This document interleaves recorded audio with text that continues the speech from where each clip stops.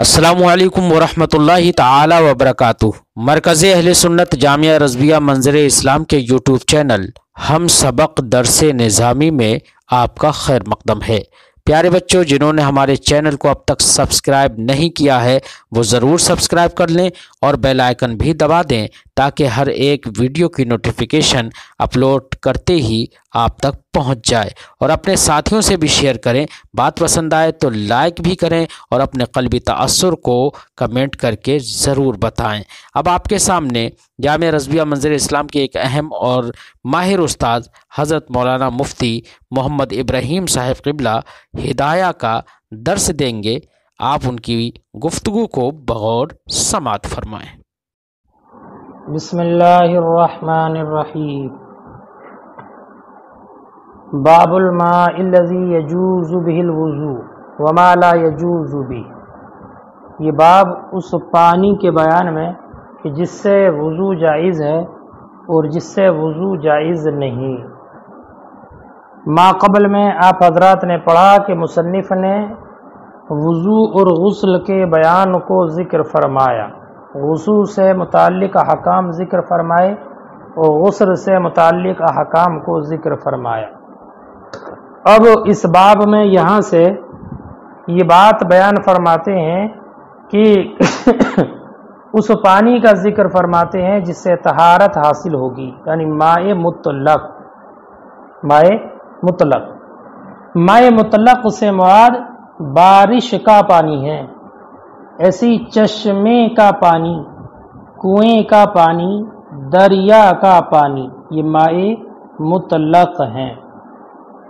ان پانیوں کے مطہر ہونے پر دلیل اللہ تعالی کا ارشاد وَأَنزَلْنَا مِنَ السَّمَاءِ مَاءً طَهُورًا، ہم نے آسمان سے ماء طہور پاک کرنے والا پانی نازل فرمایا۔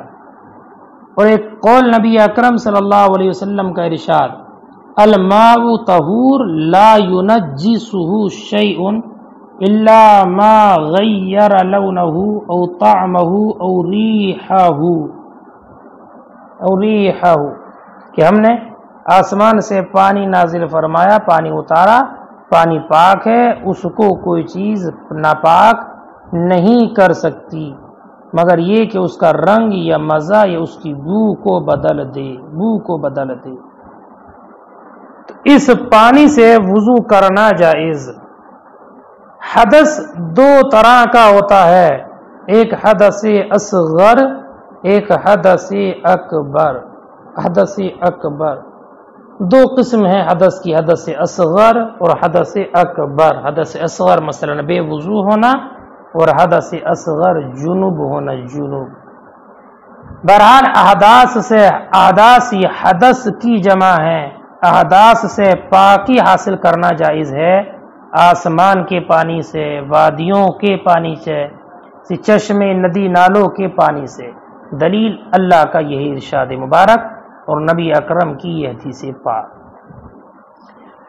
اور ایک حدیث پاک میں حضرت ابو ہریرہ سے روایت کیا جس کا ترجمہ یہ ہے کہ حضرت ابو ہریرہ نے بیان فرمایا کہ ایک شخص نے حضور صلی اللہ علیہ وسلم سے معلوم کیا، یا رسول اللہ، ہم لوگ دریاؤں میں سفر کرتے ہیں اور ہمارے ساتھ تھوڑا بہت پانی ہوتا ہے، اگر ہم اس سے وضو کر لیں تو پیاسے رہ جائیں گے، تو کیا ہم دریا کے پانی سے وضو کر لیا کریں؟ تو حضور صلی اللہ علیہ وسلم نے ارشاد فرمایا اس کا پانی پاک ہے اور مردار حلال ہے۔ تو اس حدیث پاک سے بھی یہ بات سمجھ میں آتی ہے کہ سمندر اور دریا کا پانی پاک ہے، چشموں اور کنووں اور وادیوں کا پانی بھی در حقیقت آسمان کا پانی ہے، آسمان کا پانی ہے۔ جیسے کہ اللہ نے ایک ارشاد فرمایا انزل من السماء ماء فصالت اودیۃ بقدرها، کہ اللہ تعالیٰ نے آسمان سے پانی کو نازل فرمایا، پھر ندی نالے اپنی مقدار کے موافق چلنے لگے۔ تو یہ اس بات کی دلیل ہے کہ ان ندی نالوں میں جو سمندروں میں پانی ہوتا ہے وہ بھی آسمان سے نازل کیا ہوا پانی ہی ہوتا ہے۔ اور ایک آیت کریمہ میں اللہ تعالیٰ نے ارشاد فرمایا وَيُنَزِّلُ عَلَيْكُمْ مِنَ السَّمَاءِ مَاءً لِيُطَهِّرَكُمْ کہ تم پر نازل کیا آسمان سے پانی کہ تاکہ وہ تم کو پاک کرے۔ تو یہ آیت مبارکہ صریح طور پر اس بات پر دلالت کر رہی ہے کہ پانی مطہر ہے، پاک کرنے والی چیز ہے۔ باب الماء الذی یجوز بہ الوضوء، یہ باب اس پانی کے بارے میں کہ جس سے وضو جائز ہے، وما لا یجوز بہ، اور اس کے بارے میں جس سے وضو جائز نہیں ہے۔ الطہارت من الاحداث جائزۃ بماء السماء، احداث حدث کی جمع، احداث سے طہارت حاصل کرنا جائز ہے آسمان کے پانی سے، والاودیۃ، اور وادیوں کے پانی سے، جمع وادی، وادی کی جمع ہے، والعیون، اور چشموں کے پانی سے، والآبار، بئر کی جمع آبار، اور کنویں کے پانی سے، والبحار، بحر کی جمع بحار، سمندر کے پانی سے۔ لقولہ تعالی، دلیل اللہ تعالی کا ارشاد، وَأَنزَلْنَا مِنَ السَّمَاءِ مَاءً طَهُورًا، کہ آسمان سے ہم نے پانی نازل فرمایا، پاک پانی۔ وقولہ علیہ السلام، اور دوسری دلیل اللہ تعالیٰ کے رسول کا ارشاد، الماء طہور لا ينجسہ شیء، پانی پاک کرنے والا ہے، پاک ہے، اس کو کوئی چیز ناپاک نہیں کرتی، الا ما غیر لونہ او طعمہ او ریحہ، مگر وہ کہ جس نے اس کے رنگ یا بو کو اور مزے کو بدل دیا۔ وقولہ علیہ السلام فی البحر، اور نبی اکرم کے ارشاد گرامی سمندر کے بارے میں، والطہور ماؤہ والحل میتتہ، اور پاک ہے اس کا پانی اور اس کا مردہ حلال ہے۔ ومطلق الاسم یطلق علی ھذی المیاہ، اور مطلق اسم انہی پانیوں پر بولا جاتا ہے، مطلق جو پانی بولا جاتا ہے، اسم بولا جاتا ہے ماء، وہ اسی پر بولا جاتا ہے۔ ولا یجوز بما اعتصر من الشجر والثمر، اور جائز نہیں ہے اس پانی سے جس کو نچوڑا گیا ہو درخت سے اور پھل سے، یعنی مسئلہ اس میں یہ ذکر فرمایا ہے کہ وہ پانی جو درخت سے یہ کسی پھل سے نچوڑ کر نکال لیا گیا، تو اس پانی سے وضو کرنا جائز نہیں ہے۔ مثلا کسی درخت کو نچوڑا، اس سے پانی نکال لیا، یا کسی پھل کو نچوڑا اور پانی نکال لیا، تو اس نچوڑے ہوئے پانی سے وضو کرنا جائز نہیں ہے، اس لیے کہ یہ ماء مطلق نہیں ہے۔ اور اس کے مطلق نہ ہونے کی دلیل یہ ہے کہ اگر کسی جگہ پر کنویں کا یا دریا کا پانی بھی موجود ہے اور یہ نچوڑا ہوا جو پھل سے نکالا گیا یا درخت سے نکالا گیا یہ پانی بھی موجود ہے، اب اگر کسی سے یہ کہا جائے کہ پانی لائے، تو اب ذہن کا انتقال جو ہوتا ہے وہ اس پانی کی طرف ہوتا ہے جو دریا کا یہ کنویں کا پانی ہے، اس پانی کی طرف منتقل نہیں ہوتا جو نچوڑا ہوا پانی ہے، لہذا ذہن کا انتقال نہ ہونا اس کی طرف اس بات کی دلیل ہے کہ یہ ماء مطلق نہیں ہے۔ اور پانی نہ ہونے کی صورت میں ایسی صورت میں حکم دیا جاتا ہے تیمم کا، لہذا اگر کوئی ایسی صورت ہو کہ جہاں پر نچوڑا ہوا پانی ہے پھل سے یا درخت سے، تو اب حکم جو متعلق ہوگا وہ تیمم کا ہوگا، اب تیمم کا حکم دیا جائے گا۔ ولا يجوز بما اعتصر من الشجر والثمر، اور جائز نہیں ہے اس پانی سے جس کو نچوڑا گیا درخت سے یا پھل سے، لأنہ لیس ماء مطلق، اس لیے کہ یہ ماء مطلق نہیں، والحکم عند فقدہ منقول الی التیمم، اور ماء مطلق نہ ہونے کے وقت میں حکم منقول ہے تیمم کی جانب۔ اللہ تعالیٰ کا ارشاد فلم تجدوا ماء فتیمموا صعیدا طیبا، اور یہاں پر یہ نچوڑا ہوا پانی ماء مطلق نہیں تو یہ وضو کے لائق بھی نہیں، لہذا اب اگر اور پانی نہیں ہے تو ایسی صورت میں حکم دیا جائے گا تیمم کا۔ والوظیفۃ فی ھذہ الاعضاء تعبدیہ، اس سے ایک اعتراض کا جواب ہے۔ اعتراض سنیے، اعتراض یہ ہے کہ نچوڑا ہوا پانی اگرچہ ماء مطلق نہیں ہے لیکن ماء مطلق کے حکم میں ہے، کہ وہ پانی جس کو پھل سے نچوڑ لیا گیا یا درخت سے نچوڑ لیا گیا، تو اگرچہ یہ نکالا ہوا پانی ماء مطلق تو نہیں ہے، لیکن ماء مطلق کے حکم میں ہے۔ اس کی کیا دلیل ہے کہ ماء مطلق کے حکم میں ہے؟ اس کی وجہ یہ ہے کہ شیخین کے نزدیک اس پانی سے نجاست حقیقیہ کو زائل کرنا صحیح ہے، کہ اگر کپڑے پر نجاست حقیقیہ لگی ہے اور نجاست حقیقیہ کو زائل کر دیا اس پانی سے، تو پانی کے ذریعے اس نچوڑے ہوئے پانی سے نجاست حقیقیہ کا زائل کرنا درست ہے۔ لہذا جب نجاست حقیقیہ زائل کرنے میں نچوڑا ہوا پانی ماء مطلق کے حکم میں ہے، تو اب یہاں پر بھی ماء مطلق کے حکم میں ہو، اس سے نجاست حکمیہ بھی زائل ہو جانا چاہیے، جیسے کہ نجاست حقیقیہ زائل ہو جاتی ہے۔ یہ ہے اعتراض۔ جواب سنیے۔ جواب سے پہلے ایک بات آپ کے ذہن میں رہے کہ قیاس کے صحیح ہونے کے لیے شرط یہ ہے کہ اصل یعنی مقیس علیہ کا حکم خلاف قیاس نہ ہو۔ مقیس علیہ کا حکم خلاف قیاس نہ ہو۔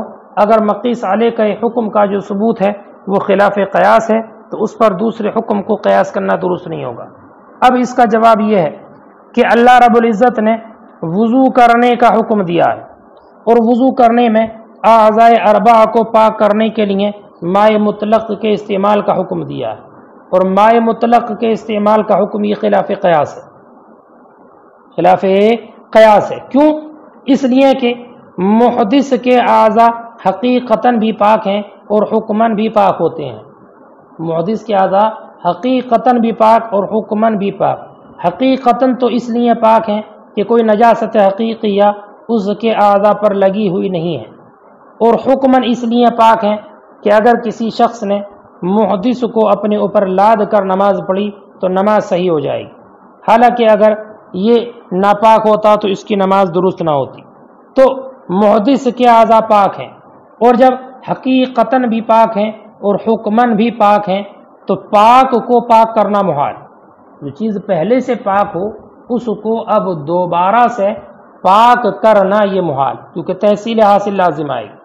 اور اب ایسی صورت میں جب پاک کو پاک کرنا محال ہے، تحصیل حاصل ہے، تو اب یہ کہنا کہ اعضاء اربعہ میں ماء مطلق کا استعمال ہو، یہ حکم دینا، یہ حکم بھی خلاف قیاس ہے۔ جب خلاف قیاس ہے تو یہ اپنے اس مورد پر منحصر رہے گا، دوسرے کی طرف غیر منصوص کی طرف متعدی نہیں ہوگا۔ والوظیفۃ فی ھذہ الاعضاء، اور حکم ان اعضاء میں تعبدی ہے، خلاف قیاس ہے۔ فلا تتعدى الی غیر المنصوص علیہ، تو اب یہ حکم غیر منصوص علیہ کی طرف متعدی نہیں ہوگا، اور وہ منصوص علیہ کیا ہے؟ ماء مطلق۔ تو غیر منصوص علیہ نچوڑا ہوا پانی اس کی طرف متعدی نہیں ہوگا۔ اس کے برخلاف نجاست حقیقیہ ہے کہ ماء مطلق سے اس کا دور کرنا قیاس کے مطابق ہے۔ کیوں؟ اس لیے کہ ہر نجاست حقیقیہ میں پاک ہونے کی جو علت ہے وہ اس نجاست کا زائل کرنا ہے، نجاست حقیقیہ کو زائل کرنا۔ نجاست حقیقیہ کا زائل کرنا کیونکہ اس کے ذریعے پا لیا جاتا ہے، اس لیے اس کے ذریعے وہ کپڑا پاک ہو جائے گا۔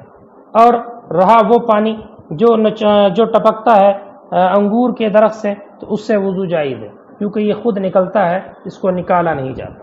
وَأَمَّا الْمَاءُ الَّذِي يَقْطُرُ مِنَ الْكَرَمِ، اور وہ پانی جو ٹپکے انگور سے، فَيَجُوزُ التَّوَضُّءُ بِهِ، تو اس سے وضو جائز ہے، لِأَنَّهُ مَاءٌ خَرَجَ مِنْ غَيْرِ علاج، اس لیے کہ یہ ایسا پانی ہے جو بغیر نکالے نکلا ہے۔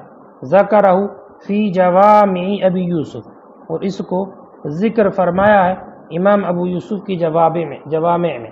وفی الکتاب اشارۃ الیہ، اور کتاب میں بھی مختصر القدوری میں بھی اسی کی طرف اشارہ ہے، حیث شرط الاعصار، کہ شرط لگائی ہے نچوڑنے کی۔ ولا يجوز بماء غلب عليه غيره فأخرجه عن طبع الماء كالأشربة والخل وماء البرد۔ سنیے، مسئلہ یہ ہے کہ اگر پانی کے ساتھ کوئی دوسری چیز مل کر پانی پر غالب آ جائے، اتنے غالب آ جائے کہ اس کو اس کی طبیعت سے خارج کر دے تو ایسے پانی سے وضو کرنا معتبر نہیں ہے۔ مثلا پانی میں کوئی چیز مل گئی جیسے کہ شربت ہے اور پانی کو اس کی طبیعت سے زائل کر دیا، یا سرکہ مل گیا اور پانی کی طبیعت زائل ہو گئی، یا گلاب اور لوبیے کا پانی، یا شوربہ، یا اور دوسری کوئی ایسی پاک چیز مل گئی کہ جو پانی پر غالب آ گئی، تو اب اس پانی سے وضو کرنا جائز نہیں ہے۔ کیوں؟ اس لیے کہ مائع مطلق نہیں ہے، اور مائع مطلق سے جب یہ نہیں ہے تو اب اس سے وضو کرنا جائز نہیں ہے۔ تو ایسی چیز کے مل جانے سے کہ جو پانی کے نام کو زائل کر دے، یا اس کی رقت و سیلان کو زائل کر دے، یا اس کی طبیعت کو زائل کر دے، تو اس پانی سے وضو کرنا جائز نہیں ہوتا ہے۔ ولا يجوز بماء غلب علیہ غیرہ، اور جائز نہیں ہے اس پانی سے وضو کرنا جس پر اس کا غیر غالب آ گیا۔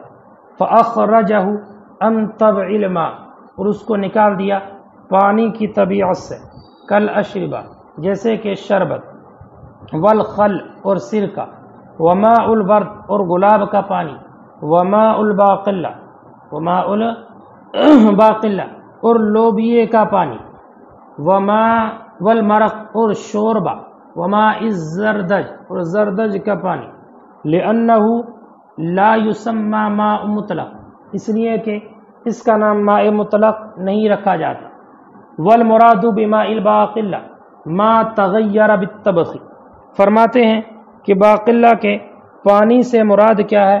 باقلہ کے پانی سے مراد یہ ہے کہ لوبیے کو پانی میں ڈال کر پکا لیا جائے اور اس سے وہ پانی متغیر ہو جائے تو اس سے وضو کرنا جائز نہیں ہے، اور اگر اس کے ذریعے بغیر پکائے پانی متغیر ہو گیا تو اس سے وضو کرنا جائز ہے۔ والمراد بماء الباقلہ، اور باقلہ کے پانی سے مراد ما تغیر بالطبخ، وہ پانی ہے جو پانی کے پکانے سے متغیر ہو گیا۔ فإن تغیر بدون الطبخ، تو اگر وہ پانی بغیر پکائے متغیر ہو گیا، یجوز التوضی بھی، اس سے وضو کرنا جائز ہے۔ ان پانیوں کے ذریعے کہ جن پر کوئی پاک چیز غالب آئی ہے اور اس کو متغیر کر دیا ہے تو ایسے پانی سے وضو کرنا جائز نہیں ہے۔ یہاں تک مصنف نے یہ ذکر فرما دیا کہ ایسا پانی مل گیا، ایسی چیز مل گئی کہ جس نے پانی کو اس کی طبیعت سے نکال دیا، اس کی طبیعت کو زائل کر دیا، تو اس سے وضو کرنا جائز نہیں ہے، یا غسل کرنا جائز نہیں ہے، یا اس کی کسی رنگ یا بو یا مزے کو بدل دیا تو اس سے بھی وضو کرنا جائز نہیں ہے، اس لیے کہ اس پانی کو ماء مطلق نہیں بولا جاتا۔ اور ماء مطلق نہ بولنے کی دلیل اس میں بھی وہی ہے کہ اگر پانی طلب کیا جائے، پانی منگایا جائے، تو پانی اس وقت میں ذہن کا انتقال جو ہوتا ہے اس پانی کی طرف نہیں ہوتا، بلکہ عام پانی جو ماء مطلق ہے ان پانیوں کی طرف ہوتا ہے۔ اس لیے ان پانیوں کو ماء مطلق نہیں کہا جاتا۔ جب ماء مطلق اس کو نہیں بولا جاتا تو اس سے وضو یا غسل کرنا بھی جائز نہیں ہوگا۔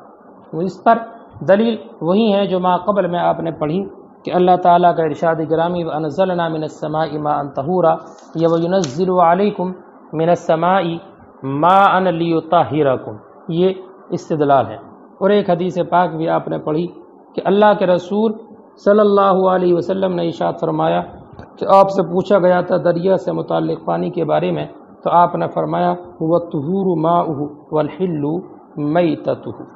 اب اس کے آگے مصنف اور ذکر فرمائیں گے کہ اگر پانی میں کوئی ایسی چیز مل گئی کہ جس نے پانی کے کسی ایک وصف کو بدل دیا تو اس سے وضو جائز ہے یا نہیں، اس سے متعلق حکم اگلی عبارت میں مصنف ذکر فرمائیں گے۔ السلام علیکم ورحمۃ اللہ۔